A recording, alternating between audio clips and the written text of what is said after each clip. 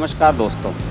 उत्तर प्रदेश का चुनाव जैसे जैसे अपने खात्मे की ओर बढ़ रहा है, यानी कि तीसरे चौथे चरण की ओर बढ़ रहा है, वैसे ही अब हीटअप हो रहा है दिल्ली और हरियाणा का चुनाव।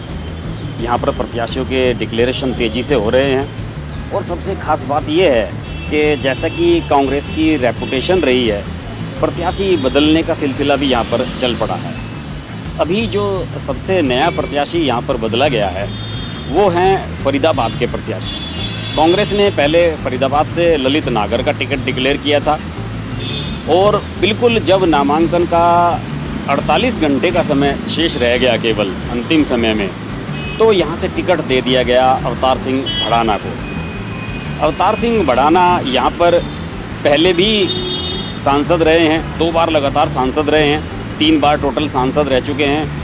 मेरठ जो लोकसभा सीट है उत्तर प्रदेश की, वहाँ से भी सांसद रह चुके हैं। और अवतार सिंह भड़ाना यहाँ के बड़े इंडस्ट्रियलिस्ट हैं, बड़े व्यापारी हैं।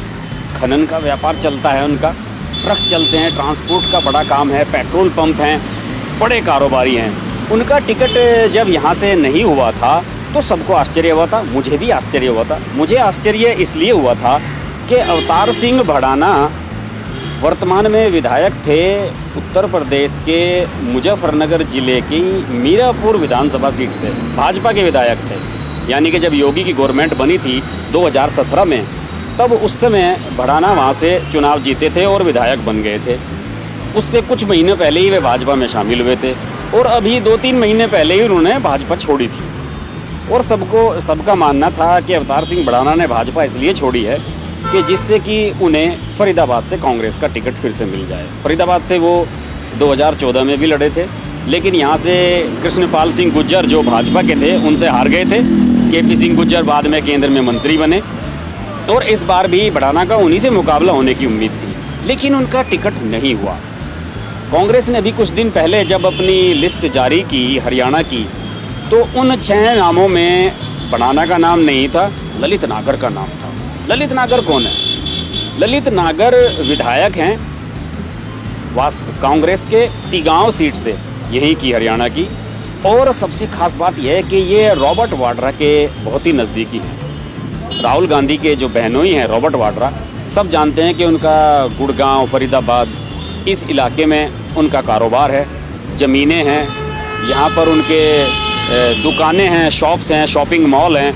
और ये बताया जाता है कि ललित नागर उन सब में पार्टनर रहे हैं। और जब डीएलएफ से डीलिंग रही रॉबर्ट वाड्रा की, तो उन दिनों ललित नागर ही उनके पार्टनर हुआ करते थे। तो ये माना जा रहा था कि रॉबर्ट वाड्रा ने ललित नागर का टिकट कराया है और ये बात काफ़ी हद तक सही भी थी। आप सोशल मीडिया पर देख सकते हैं, इस तरह के तमाम ट्वीट्स और पोस्ट चल रही हैं, आर्टिकल्स छप रहे थे कि रॉबर्ट वाड्रा ने भड़ाना का टिकट नहीं होने दिया।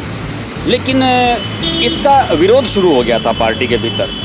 पार्टी का ये मानना था कि अगर कैंपेन आगे बढ़ेगा और जैसे कि नरेंद्र मोदी हमला कर रहे हैं रॉबर्ट वाड्रा पर और राहुल गांधी पर, उन्हें पर्सनल अटैक्स कर रहे हैं, तो अगर हरियाणा का चुनाव आगे बढ़ा तो यहाँ भी ये स्थिति हो सकती है और हो सकता है कि गांधी परिवार को इसके लिए शर्मिंदगी उठानी पड़े इस टिकट के लिए। तो इसी दबाव के चलते चलते अंतिम समय में अवतार सिंह भड़ाना को टिकट दिया गया है, जबकि ललित नागर आज प्रत्याशी के रूप में अपना नामांकन भी भरने वाले थे। जैसे कि आप स्लाइड्स में देख सकते हैं, उन्होंने विज्ञापन भी अपने इशू कर दिए थे नामांकन के, उनका टिकट एकदम से काट दिया गया। वैसे अवतार भड़ाना भी पूरी चालू चीज़ है।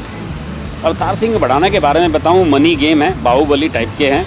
जहाँ भी जाते हैं चुनाव पैसे के दम पे जीतते हैं, पैसे के दम पे लड़ते हैं, अपनी टीम को लेके जाते हैं और उनकी टीम जहाँ भी जाती है तुरंत छा जाती है मीडिया हाउसेस में, और दूसरी जगह पर इनकी उपस्थिति ज़ोरदार रहती है और ये वहाँ पर जाकर चुनाव बड़ी आसानी से जीत लेते हैं।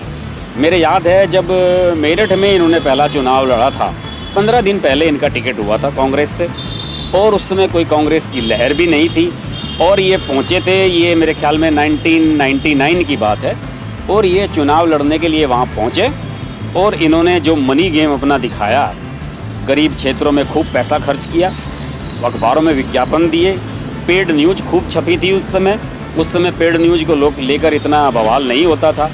उस समय कुछ अखबारों ने 4-4 पेज के पुल आउट्स छाप दिए थे कि फलां बिरादरी का समर्थन भड़ाना के साथ, मुस्लिमों का समर्थन बढ़ाना के साथ दलितों का इस तरह की पेड न्यूज़ छपी थी और अवतार सिंह बढ़ाना 15 दिन के अंदर वहाँ चुनाव जीत गए थे। तो दोस्तों यहाँ पर स्थिति है, इन्होंने ठाकुर अमरपाल सिंह को हरा दिया था जो बीजेपी के प्रत्याशी थे और 2 बार के सांसद थे मेरठ से। तो अवतार सिंह बढ़ाना के लिए चुनाव लड़ना एक शौक है, एक शगल है जिसे वो कभी नहीं छोड़ते हैं। अभी की बात बताऊं, अभी अगर उनका टिकट कांग्रेस से नहीं हुआ होता तो उन्होंने मायावती से बात कर ली थी और मध्य प्रदेश की जो मुरैना लोकसभा सीट है वहाँ से बढ़ाना चुनाव लड़ने जा रहे थे, बल्कि उनका टिकट एकदम फाइनल हो चुका था।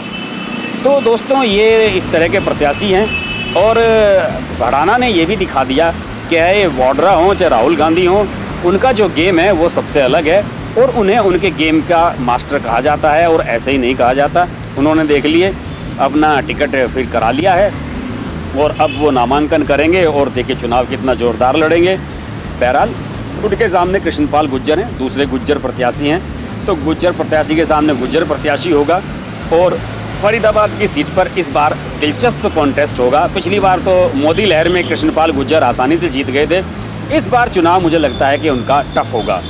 तो हम इस बारे में और बात करते रहेंगे हरियाणा की सीट के बारे में। आप देखते रहिए हर्ष की बात लाइव।